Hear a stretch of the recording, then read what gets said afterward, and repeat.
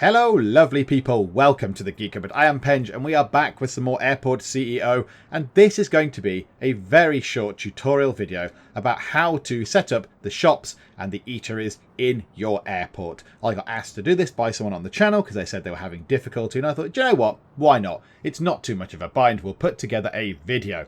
So the first thing, we've got our airport here. This is the same one that we did in the baggage tutorial, but there is nothing going on in here. There are no shops. There's no retail of any kind. There's no shops, no cafes, no nothing. That's because we haven't got the right things we require. So the first two things you're going to need are a procurement director and a strategy director on your board. So if you press tab, go down to staff and then up on the board, you can see we've got a procurement director from the last time, from the previous tutorial we did, because we needed one to buy the stuff for the baggage, but we haven't got a strategy director. So we're going to click on open for applications. Click on applicants up in the corner and we'll get a few. So yeah, you'll do. Katrin Wagner, you shall suffice. Hire the person you wish to hire. In this case, it doesn't really matter as long as there is someone there. And now we need to go down to economy and procurement. Wait a little while for it to refresh. And if you scroll not quite down to the bottom, but nearly to the bottom, there is shop upgrade and food franchises. So we're going to get both of these, but you might only want one. You might only want shops and not food, or you might only want food and not shops, but we are going to unlock both. $50,000 to have each one, but you pay no maintenance once it's done, and it takes 6 hours. And yes, requirements, strategy director, which is why we had to go and get one of those. So yeah, unlock now, unlock now. We have to now sit and wait for 6 hours. Let's speed time on, so it's not 6 hours really in the game, but there we go. So yeah, there's nothing to do now. There's nothing to do except wait. So let's do that.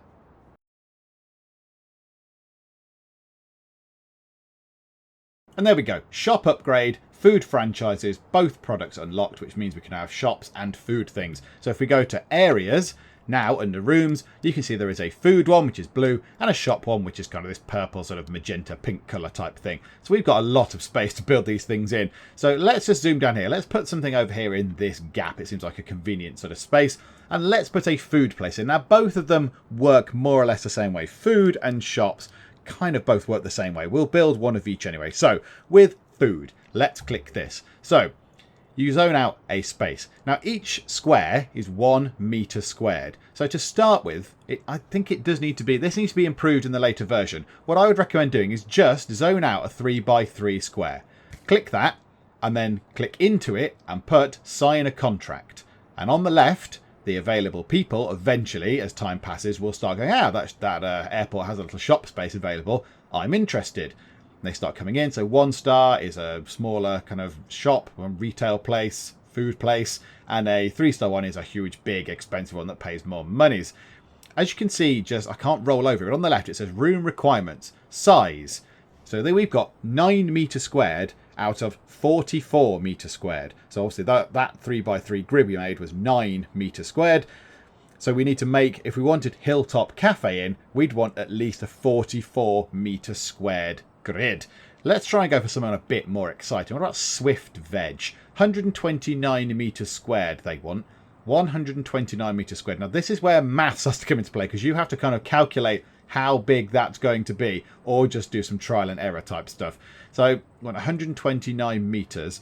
Now unfortunately you can't change the size of the rooms once it's there. You can't change the size. You have to delete it and start again. So yes, I'm sure that should go away. Right, so if we do food, now I don't know, so 129, 7, 14, 20, 28. So that's 28. I'm not very good at this. That's nearly 60. That's nearly 90. That's 120. So it should be, do you know what? Let's just zone out that whole area. 23 times 7 there. So now, if we go to sign a contract again, if we look at Swift Veg, there is now a tick next to the cafe size. It's 161 metres. Their requirement was 129 metres. So they're interested now that the size is right. However, the next thing we need to look at is the cafe fridges and a cafe counter. So because we now have cafe stuff, we've got some new items. So if you click on items, scroll down a bit, go down to food items, you've got fridge displays and cafe counters. So if you check again what these guys want, so Swift Veg want at least 3 cafe fridges and at least 1, it doesn't specify, but at least 1 cafe counter. Now I've never seen a cafe counter requirement of anything other than well, blank, it's there. So it just has to have one. I've never seen one of these which says, yes, you must have 2 or 3. So always put 1 cafe counter in. But yeah, you can put 2, 3 in if you wish to. I don't quite know what the benefits of that are. Also, it's worth, when you're picking who you want, it's worth having a look at getting the bonus. So Swift Veg at the top, financials, obviously they pay rent per day, so they pay $7 per metre squared, which is quite welcome. The airport takes a cut, and then there is a sales for a bonus. So they want to make 2,750 sales in the 5 days and 3 hours that their contract is valid. And if they do that, you get a bonus. I don't know what it is. I think you have to click on it to find out. If you click that, a completion bonus of $9,900 if you make 2,750 sales. If you don't make those sales, you won't get that bonus, but you still do get paid your rent, I believe. Okay, so they wanted 3 of the little sort of fridge things and at least 1 counter. So yes, let's go to items. Here we go. So let's get a counter. First, let's put the counter in. It can go anywhere in this space you like. And when you place the counter, it's hard to see on here, but the side where my cursor is nearest, that side where the little keyboard things are and the screens are pointing to, and this, I don't know what that is in the middle, but the black kind of wires go over the side. That's the side where the staff are going to stand. So if we want to put that in the corner, if we wanted to put that just there, that's fine. And the staff can stand just here and do their thing, and then we can, the people can go shopping and queue up along this side. And they wanted at least 3 fridge displays. So the round bits, oops, I was pressing the wrong button. The round bits, I want to press R, are the top of the display, and these sort of little bits on this side are the bottom of the display, if you like. So I think we'll do this. So we're going to put some in like that, and we'll flip it round. We'll have that and that. Just make a little sort of exciting display out of it. There we go. That'll do for this. But if you know what, actually, let's put some more in. Let's go mad. Let's treat the people here. That'll do for now. And then now, even though they're not actually built, you can still accept this contract if you wish. So we've got a counter in. That's fine. That's where people go pay. We've got the fridges. That's where the people can come in. The hungry travellers can come in, grab their snacks and sandwiches and drinks and whatever, take them to the counter, and then they pay. So also you can put as many of those in as you like. You could line the walls with them and put them up there, put them in rows like I've done, whatever you want to do with them. As long as there are some within the area of your shop that meet the requirements of your preferred sort of food supplier, that is absolutely fine. So now, even though, yeah, we're on normal time, look, we're on normal time, these aren't finished. They still have acknowledged. If you click on the room and go to sign a contract, we look at Swift Veg, there are now 3 ticks.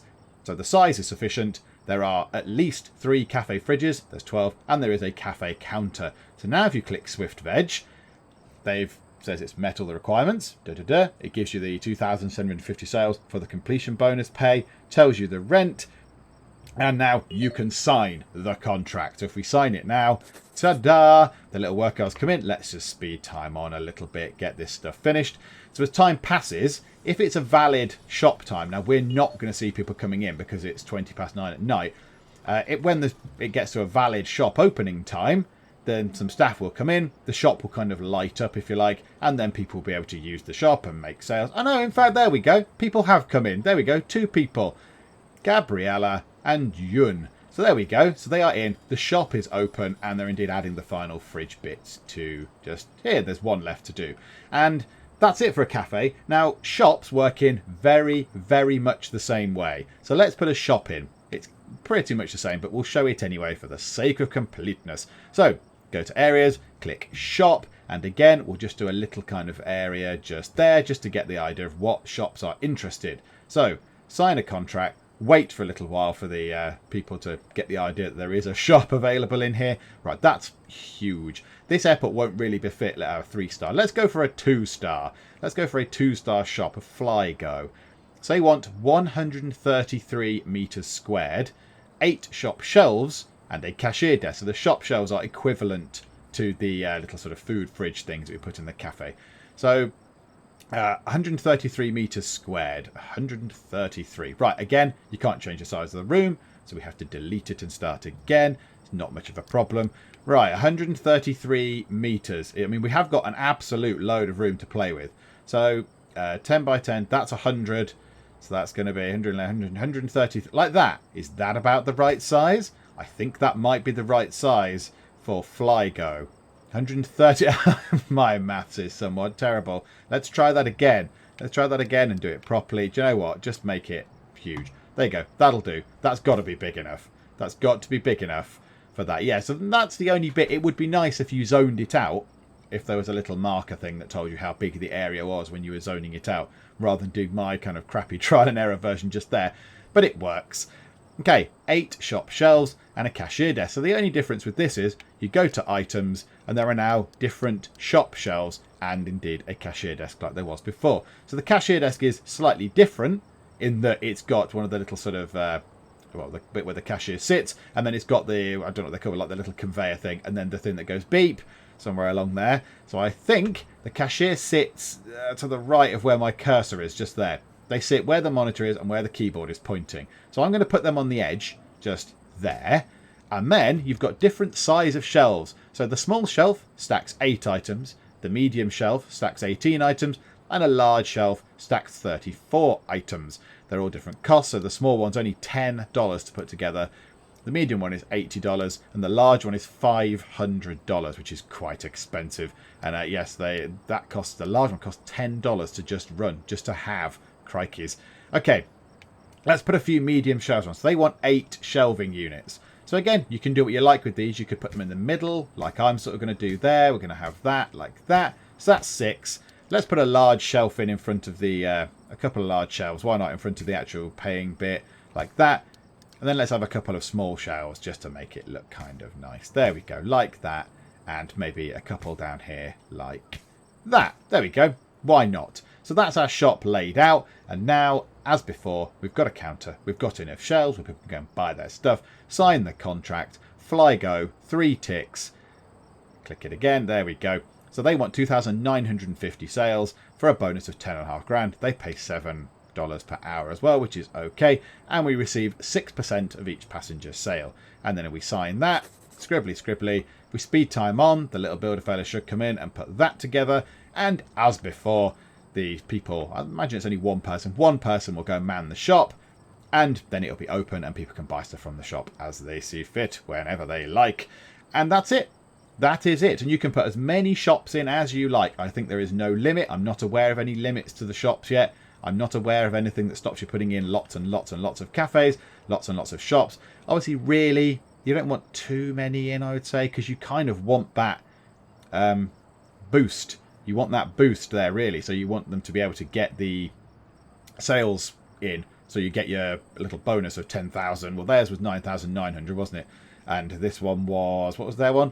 10.5 grand. So obviously you have loads and loads of restaurants, not many passengers or shops, then you're not going to get the sales required for your completion bonus. And that's quite a lot of money. That's quite a nice amount of money to get in one big lump sum. So yeah, I suppose you might want the right amount for the size of your airport. And I think for the size of this particular airport, our training airport, if you like, that is probably absolutely fine. Little eater in the corner, fairly big shop just there. That will do us for now. And that's it. That's all you need to do. The shop and the cafe are now open for business and people can go there and buy stuff from them if they so wish.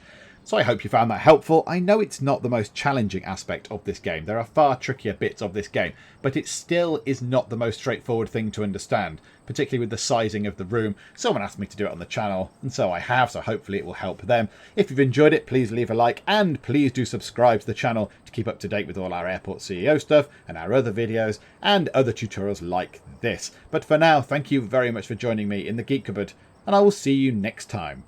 He's gone down the lifts, even though they're not built. The lifts aren't finished. People, this is very dangerous. Martin said it's fine and gave me a negative review. You silly man, Martin, you've clicked the wrong button. It looked like he had no trousers on, which was a little bit strange. Oh, Linda, with your gleaming golden words of appreciation. Linda says, okay, hotel.